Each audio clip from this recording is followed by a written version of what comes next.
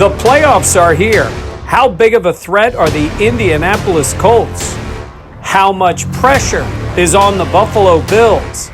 And is all the talk about Brian Daboll becoming a head coach a distraction? That's all coming up on this week's edition of the Buffalo Plus Podcast.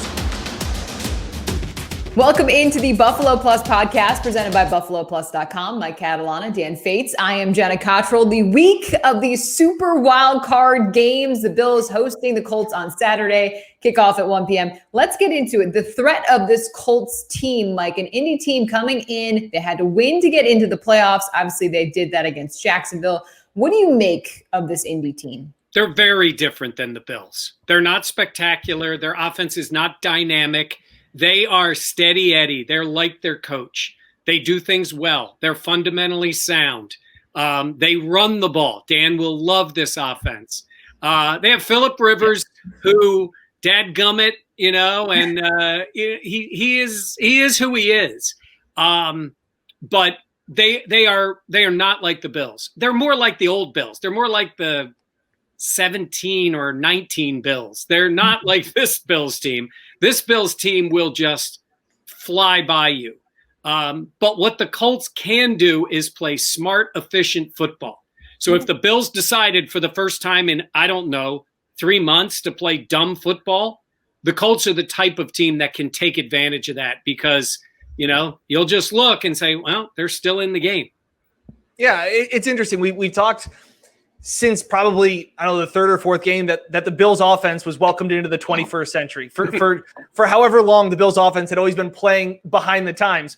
The Colts play behind the times. The Colts play like the football in 1990. Like, this is what they do. Like, this is an old school football team that is not going to make the mistake because Philip Rivers is, the KG veteran, and they're going to run the ball. They've got a great offensive line. There's nothing, Mike said it best, there's nothing flashy about this team. This is not a big play offense. They have T.Y. Hilton. He's been better in the last month, Jenna, but this is not an offense, at least to me, that scares me besides the constant death by 1,000 paper cuts if Philip Rivers dinks and dunks them and Jonathan Taylor gets 5-6 yards a pop. That is where this game can become. Like, the Colts want to play this game in the mud. Like, that's how they want to play this game. And the Bills want to keep doing what they're doing, which is the greatest show on turf part 2.0.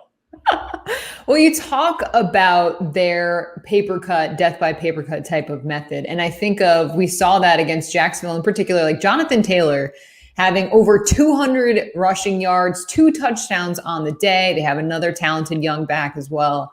Like, I feel like that is what would worry Bills fans is early on in the season. And I feel like even to Bills defenses in the past, they have struggled against the run. I think of the Eagles game a couple years ago.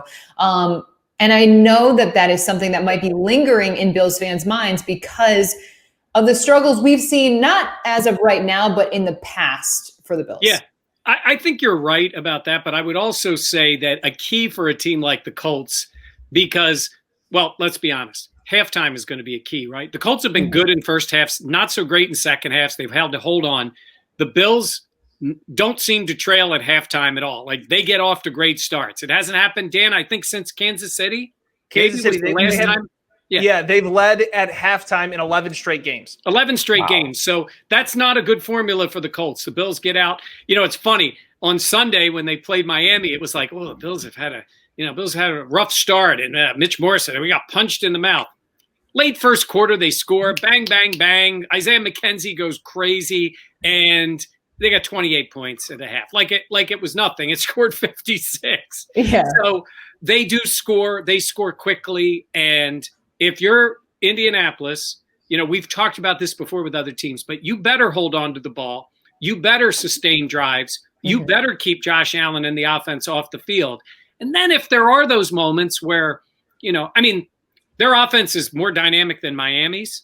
Miami just can't get it downfield. It may take every ounce of whatever is left in Philip Rivers' arm, but he will try to chuck the ball sometimes, and they can make some plays, but he's going to try to be more efficient. His numbers aren't terrible, Dan. If you look at it, not terrible, 4,100 yards, 20 some odd touchdowns, like decent numbers, but not scary. And I know this is like the dumb cliche. It's like what everybody says. Like, it's like, well, if you can stop the run and run the ball and get off the field on third downs, then you have a good chance to win the game. It's like, that's kind of what the Bills have to do. I know that's like the dumb analogy of like, okay, what's the textbook thing when I don't have something to say? But if the Bills have done a really good job at times of taking away off their defense has done a good job of taking away one element of teams' offenses. They did it against Kansas City. They said, we're not going to let Patrick Mahomes beat them. Well, the running game beat them. And then they went to Tennessee the week before, and they were like, we're not going to let Derrick Henry beat us. He didn't. They turned the ball over, and Ryan Tannehill beat them. I think that the Bills are going to want to play a game where I know Sean McDermott had very high praise for the Colts today, kind of he gave a 40-second answer. The question was, what is your initial reaction to the Colts? And he gave a 40-second answer about all the things they do well. And in Sean McDermott's world, that's like an eternity. Like, that is a long answer about they're great up front. They've got a great running game. They're coached well. They're so good. They're better than their record, and they have a good record, and all of these things. I still think they want Philip Rivers to try and beat them. I think they will sell out on the run, try and get them to have Philip Rivers and his whatever's left of his arm, Mike, try and beat them. I think that's what they're going to want to do, and I think they'll take their hand at that. How many times this week are we going to hear gap integrity, you think, Mike?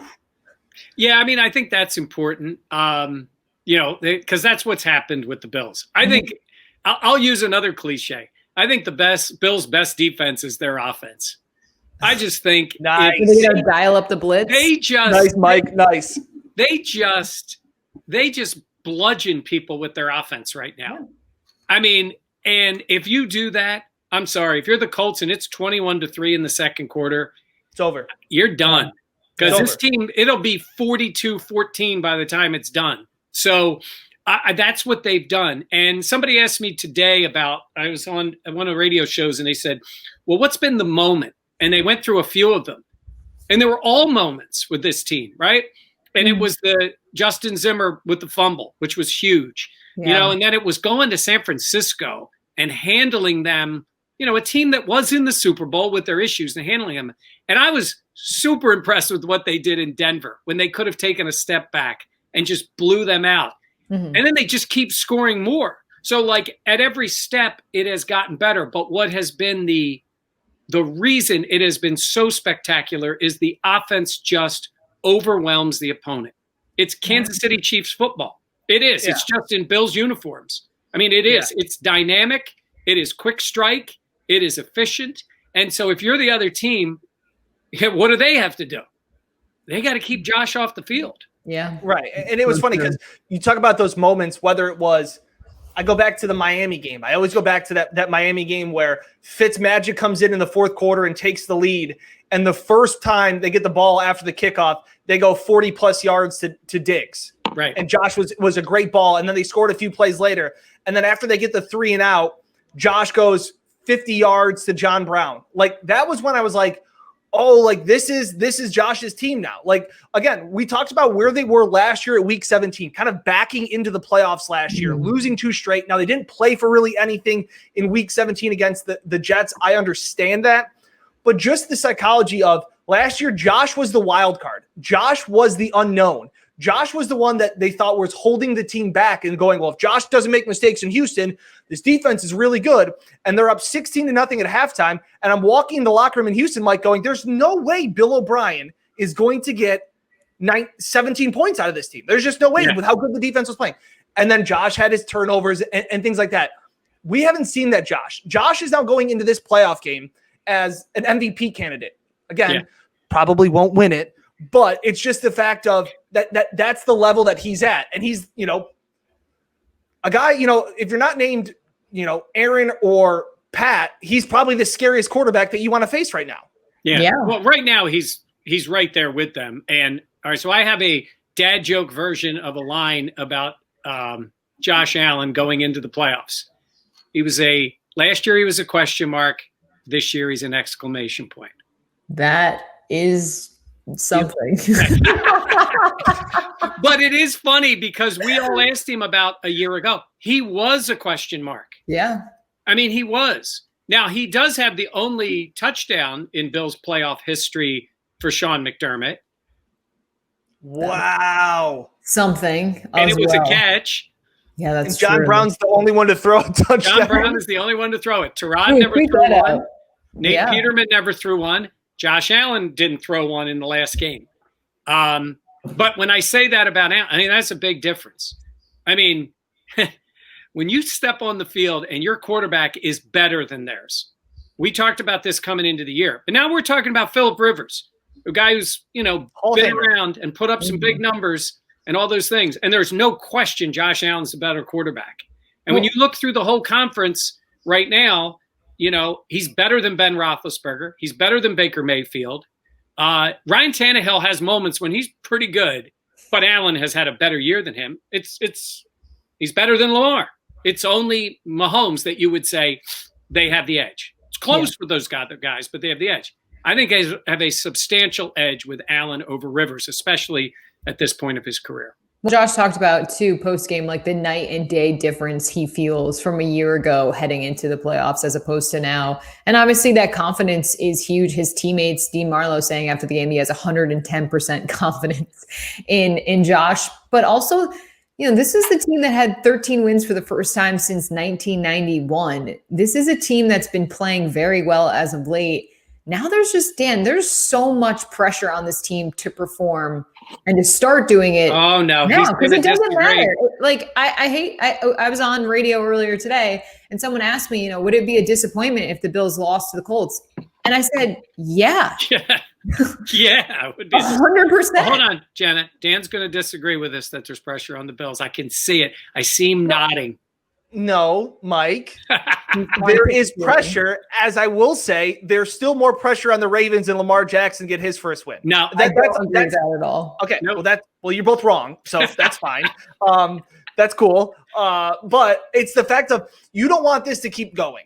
And it, like I said, it was kind of like the drought. It was every year that they didn't get the playoff. Then when somebody new would come in, we'd go, so you're joining the team that, you haven't made the playoffs in 16 years. Like, why are you joining this team in the offseason? And now it's like, well, you haven't won it since a playoff game since 1995. So I'm sure Mike is typing up some Chiron that's going to come along. Yeah, I knew it. I beat you to it. It says Dan is wrong if anyone is listening to this and doesn't see the video. I just wanted to repeat that. It said Dan is wrong.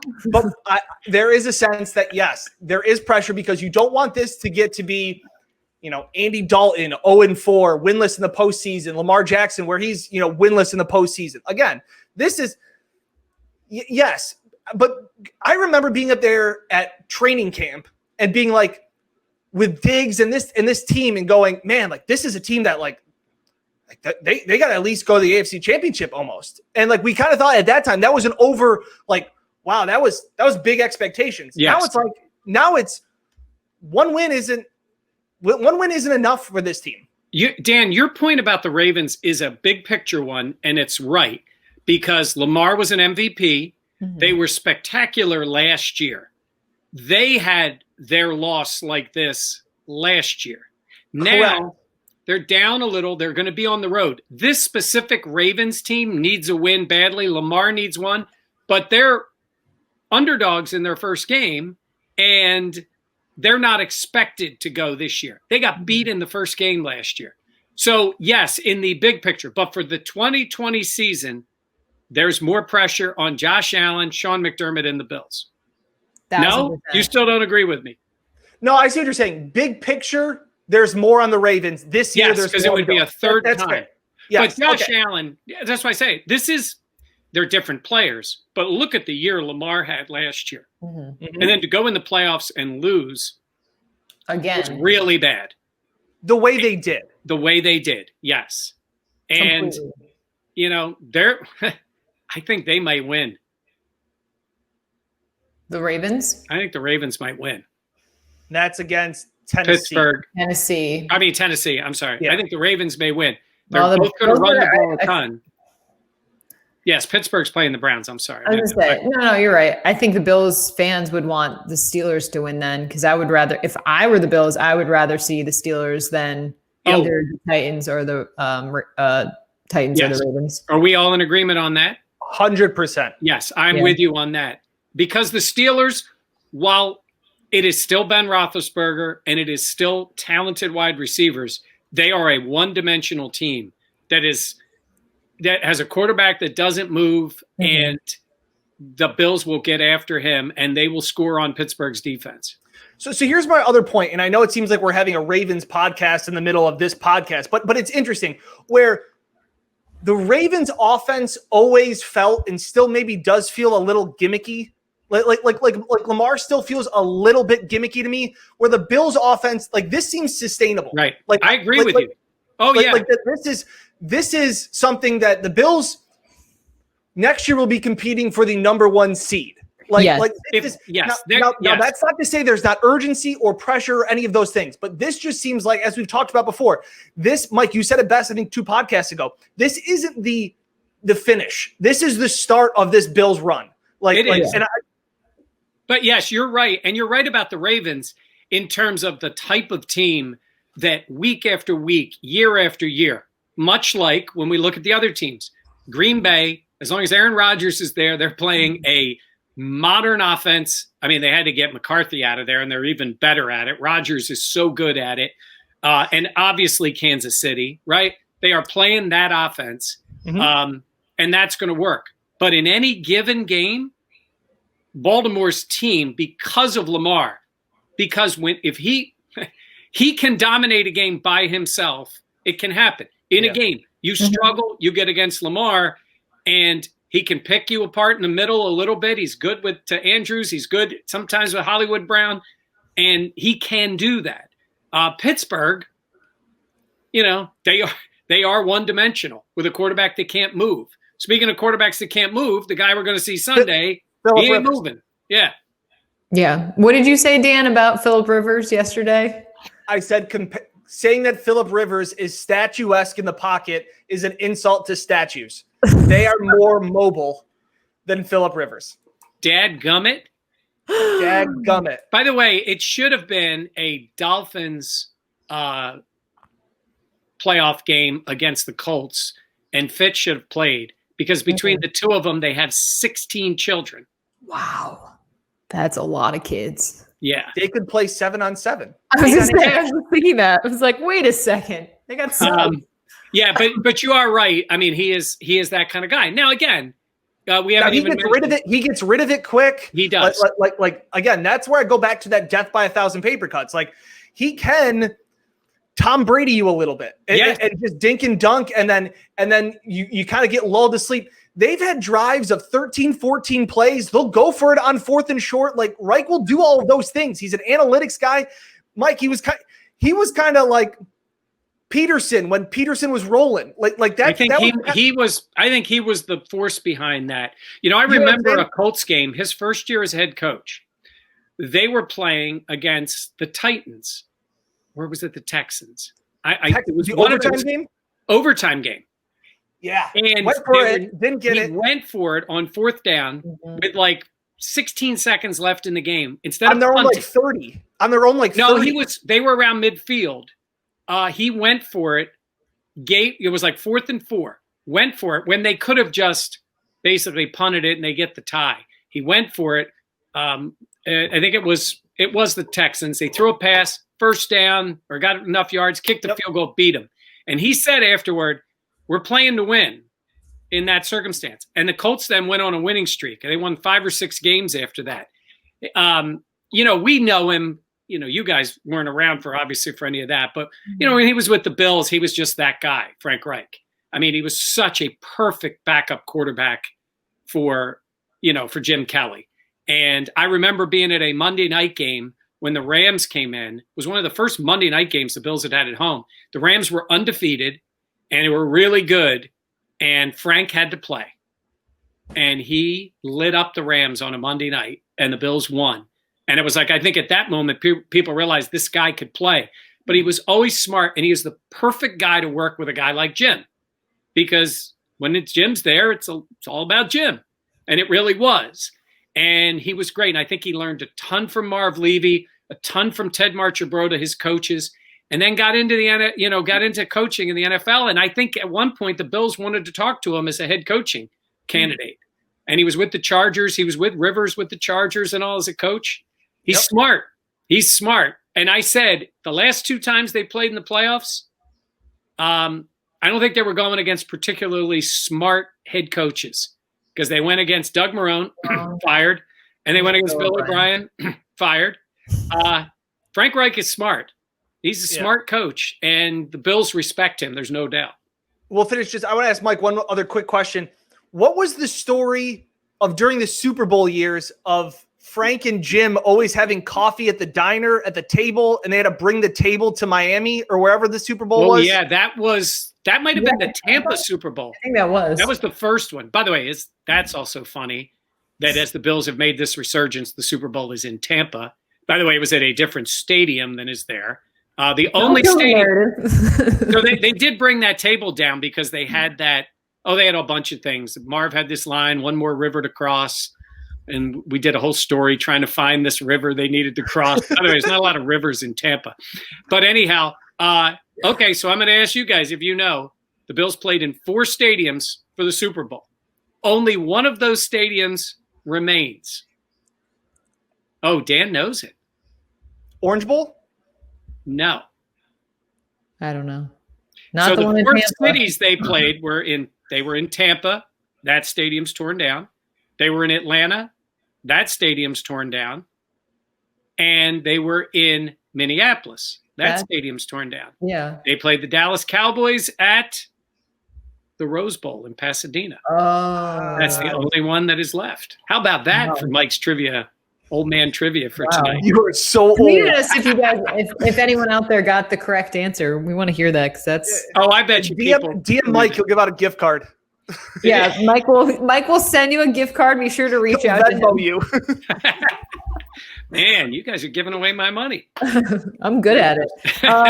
Let's go to the Bills. So there was some talk today. We talked to the Sean McDermott as well as Brian Daboll, Leslie Frazier. The report came out that Brian Daboll, the Jets are interested in interviewing him for their head coaching opening. Brian Daboll was asked about it after this afternoon. He said that, he's humbled by everything, but his focus is on the Colts. Sean McDermott said, the graphic Dan is wrong is already back up. But Sean McDermott said that's a part and that's a piece of coming from a winning team. Is it a distraction, Mike? I think there's a possibility it can be, but I don't think it's like, oh my God, Brian Daboll's not going to pay attention to what his job is. Mm-hmm. I just think it's one of those things that you cannot help but to be, it can be on your mind somewhere. I really don't think it impacts the players. I think they could be thinking in certain ways too that, man, we're going to win with Dave's here too, because he's going to get his shot. And I think that could be the case. Because they do love that guy. And, just so everybody knows. We are a Brian Daboll podcast. Yes. I mean, look, I get a kick out of Dan laughing. I hear everybody around the country now. I see all these guys. Everybody reacts to all the national guys. They're like, Brian Daboll could be a good head coach. I'm like, what have we been talking about? They don't listen to the Buffalo Plus podcast? I guess not. Oh, I love it too when I say all these compliments about Brian Daboll. The fact that the one game, 2 games ago, he was showing off by getting Lee Smith touchdowns and just doing things that's just like, look at how good I am. Like, I'll get Lee Smith another touchdown. I'll get Isaiah McKenzie 2 touchdowns. Like, just like that's how good I am as an offensive coordinator. And people are responding to me like, Dan, quiet. Like, we don't don't like they're around the league. They don't see him. Yeah, like GMs are on my Twitter feed being like, hey, this kid thinks that Brian Daboll is pretty good. Jenna, I will say this. I do believe, and I've said it to you guys before, when he gets mentioned on national broadcasts and owners see that, and owners, you know what some of these guys are like. I mean, they own a football team. It doesn't make them like that they're doing film study. They're sitting there watching the Bills light somebody up. I guarantee you at whatever point somebody was going in Kansas City, they were to Kansas City watching them and going, who's the guy Andy's got running the offense? Saying to his GM. Yeah. Right now, that's what they've been saying about Daboll. Like, who's running the Rams defense? Like, all these things that go on An owner wants to know. And when they Who keep was standing showing next to Sean McVay, that was it. It was who was Right. next to Sean McVay. Like that got everybody a job. Yes. And So so, true. so Brian Daboll has gotten a lot of attention, and that puts him now. Some of these teams, I think he'd be a great candidate for the Jets. They need stability. They need a smart guy. They need somebody to work with a quarterback. But since it's a smart decision, there's no way the Jets will hire him. Agreed. Yeah. I think the Chargers is the one that steps out to me. Yeah. Just Justin Herbert, seeing the way that Josh Allen has developed under Brian Daboll. You go out. I mean, it's funny because I don't really picture Brian Daboll being an LA type of guy. Oh, yeah. But at the same point, obviously that's an incredible opportunity to take over. And we've talked about this a little bit, but I've seen like when we post about Brian Daboll, what he has to say about head coaching jobs, the response is no, just pay him a lot of money and keep him in Buffalo, which that's fine and dandy, but that is not going to keep him in Buffalo. These coaches get involved to be head coaches. Brian Daboll has done a fantastic job with this Bills offense, but I'm sure he wants to move on because that is the goal. And that's what it's about. It's about elevating yourself and creating your own team. And I think that's Brian Daboll has definitely deserved that. Yep. And what's funny? Yeah, I was going to say is right now, and I've said this to you guys, Brian Daboll is never going to get more credit for what he's done for this offense than he's going to get this year. It becomes about Josh Allen the rest of the way. Like all the credit Andy Reid got for Patrick Mahomes, he still gets some of that because he's Andy Reid and he's done that. But you watch Mahomes, you're like, wow, it's more about Mahomes. And now, Aaron Rodgers. Yeah, the coach, he helped him with this, but it's Aaron Rodgers. That's what's going to happen with Josh. And, I think he's going to have a long, very good career with the Bills. But these kind of years don't happen every year, right? And, just even saying next year. Hey, next year Josh comes back and he's really good. And he has a Russell Wilson type year, right? Mm-hmm. Good numbers, still, top 10 MVP kind of guy, but not all of a sudden they're not talking about the coordinator as much. Yeah. And Brian Daboll's 45, I think. So he's not one of the 29-year-old guys ready to get a job, somebody that old. But this is when you have to strike. And people are like, well, like you said, pay him. What are the Bills going to pay him? The NFL team's paying him $5, $6, $7 million a year. That's what's going to go for it.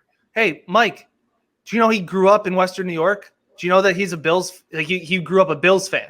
Like that's the other thing is that like he loves this. And you want to know what? He said it today that he takes so much pride in knowing what he has built here in Buffalo. And he said that like when he originally came back and he was asked the questions at training camp, like, yeah, it's pretty cool to be like, I watched games at what was the Ralph. And now I'm at, coaching this setting records and beating Jim Kelly's records and the K-gun offense. Like he's broken all of those records.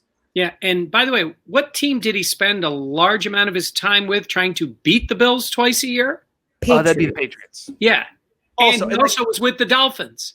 Yeah. And I mean, he's a coach. Exactly. Yeah. And no better sign of Mike's point of just like, and Jenna's point being like, you get this to coaching. He struggled as an offensive coordinator a lot and had to take the step back to go to college. And I know what you want to say in like, well, it was still Alabama. It's still a step back. Like it really is, so to go there to be at Alabama and to see that program and I think you have to kind of humble yourself. You know what? NFL coaches, it's a very tight-knit circle. It's almost a fraternity. And to leave that fraternity and then go to college and then have so much success in that 1 year and then to come back, it's interesting. It's the rehab spot, Alabama. It is. Not kidding. And I'm not trying to be trite when I say about Steve Sarkisian, who had his own alcohol issues. I wasn't making that. I was talking about, now they're talking about, who Alabama's next coordinator might be? They were talking about Bill O'Brien and Adam Gase. Wow. And wild. You're working for Nick Saban. And Brian Daboll was there, and he did that. So, yes, it's a step back, but it's also guys that needed, and I think Saban's a guy who loves coaches, and he knows Belichick, and he brings them in, and he was there 1 year, and he benched Jalen Hurts for Tua, and I think that was Nick Saban, and they won a national championship. But it's interesting. The original point, Jenna, that you asked was, do you think this will be a distraction? And I just don't think it is. I really think that we go back to last year. John Feliciano had the soundbite of the century when we were asking him towards this playoff run. We knew the whispers that Brian Daboll was getting mentions and his name was coming up last year for just the fact of Josh was progressing and he was taking young steps as an up and coming quarterback. And you saw flashes and you were like, wow, Brian Daboll, like this is, he's building something here. And then obviously John Feliciano said that he would miss his fat face coming up all the time on FaceTime, which is the greatest line ever. But even last year, Josh Allen was talked about it and said how much he loved him. And he said after games, he loves him more than a coach. He loves him as a person and their relationship. They've answered all of these questions for the last 5 or 6 weeks. You're right. You are right. When this offense was coming up. So I don't think it's a big deal. And to Mike's point, if anything, I think it motivates them. I think Cole Beasley and those guys know this is their best shot. And not to say that he's retiring or like it's not win one for the Gipper, but like it's kind of like, hey, like Dabes may not be here if we win a Super Bowl next year. So like don't wait. And you never know when you're going to get back and get this chance. So I think that if anything, I think this is a motivating factor. I've always talked, and people have always talked about it, the veteran guys that maybe went to a Super Bowl earlier in their career, and then they go back and they say they appreciate it so much more. And Pat McAfee had the one line where he talks about how he always went to playoffs and AFC championship games with the Colts. And after they lost the last Super Bowl, they lost Super Bowl against Drew Brees and the Saints, and they were in the locker room and everybody's crying and the veterans are crying and slamming stuff. And he's like, guys, we're going to be back next year. Like, this is awesome. Like, what do you guys like? Cheer up. Like, we're going to be back. It's like, that doesn't happen.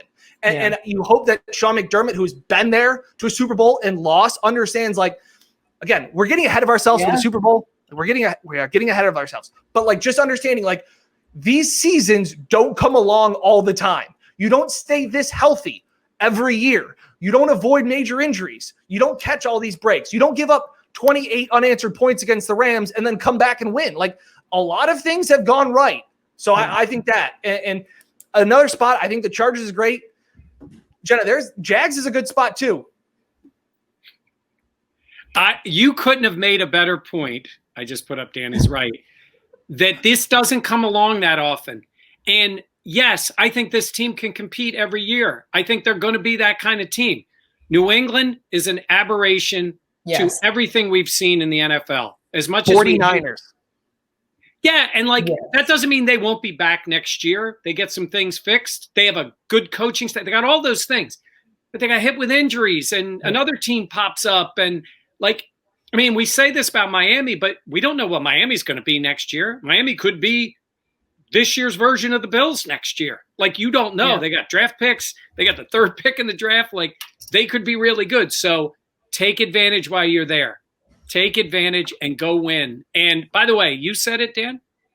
These players have mentioned Super Bowl. Trey White was on with us the one day, and he's like, our goal is to get to the Super Bowl. This franchise did it 4 times in a row. Maybe we go win one. Like, I don't think they're backing away from saying that's their goal. They've been able to think big picture and execute small picture. And I think that's what they'll do on Saturday. All right. Well, we'll have plenty more coverage as the Bills get ready to host the Colts on Saturday in their first playoff game. We're going to say first playoff game, guys. Yeah. That's what we're going to say. First playoff game on Saturday. Make sure to like, comment, and subscribe. Check out BuffaloPlus.com. We always appreciate the comments and the likes. For Mike Catalana and Dan Fetes, I am Jenna Cottrell. We'll see you later this week with plenty more Bills coverage.